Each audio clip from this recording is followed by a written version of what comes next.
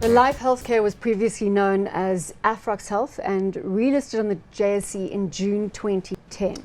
Exactly, that is the correct description of what happened in the past. So 2010, that's a good long 6-year run on the market now, but of course it's expanded globally. It's in India and Poland as well, but it's really traditionally more locally oriented, and its external ventures have been into emerging market type countries. Namely India, Poland, market Other cap, Eastern European countries 35.8 billion rand, PE of 17.6 and a dividend yield here of 4.9%. Do you have exposure?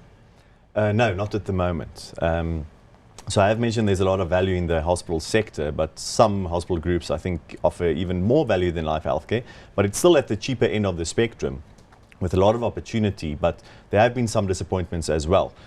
India hasn't quite got the traction, or let's say at least it's taken longer than what they thought it would, and there's some question marks regarding the valuation of the operations in India. And then Poland has been really disappointing on the back of regulatory change once again in Poland, impacting them negatively and them taking an impairment on their investment there. Yeah, so let's expand that. I think it's perhaps slightly unfair to call Poland a developing country, by the way. Yes, it's part of the that European Union, and it's actually got a pretty advanced and developed economy. But it had a government change about 9 months ago. It's actually been in a bit of a standoff with the European Union because some of the things they've been saying and some of the constitutional changes and criticism of the courts and so on have raised eyebrows. But I guess that's where it all comes down in the rub, is that when you go international, you're exposing yourself to currency variations in terms of the feedback in reports, and also people assume that you're going into a market which is ready for your product. So I think that has been a disappointment. Let's look at the share chart though, because That'll that will give us reflect a sense of some of the sort of... similar trend downwards. Yeah. At It was the a end of that share price spectacularly graph. successful relisting in 2010. It just blew people's socks off because the sector was expanding and people didn't anticipate that they would have such a strong earnings base. And yes, the market in South Africa continued to expand and now we're into a new era where that's all taken for granted. And the question is now, what can you do for me? And I suppose the question here is the geographic exposure, whether it's actually going to be a value enhancer or a value detractor. Yes, and so far it's a bit of a mixed bag, and with Poland in the mix, probably a net negative. But they are trading under cautionary and might look to enter another geography. Could be Western Europe, Spain, Portugal, maybe.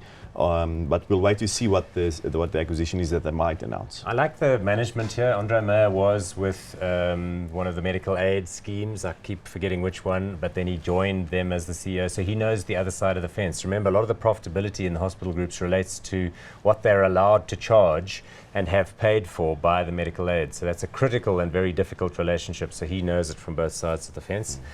We need to call it? Is it? Well, one final question is, what about the local investigation of the private healthcare industry and the Competition Commission and the government's resistance to pricing? Is that a big issue?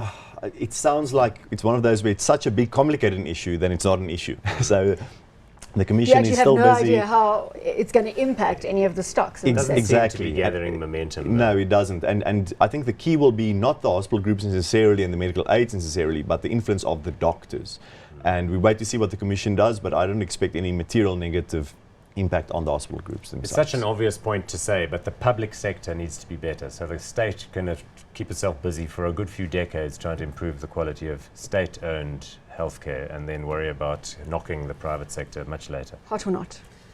You know, I'm going to go with hot on this one because I like the sector and I just think the overall space has been oversold right now. Plus, in the balance of time, I think they'll sort out those global problems. Hot or not? Also hot.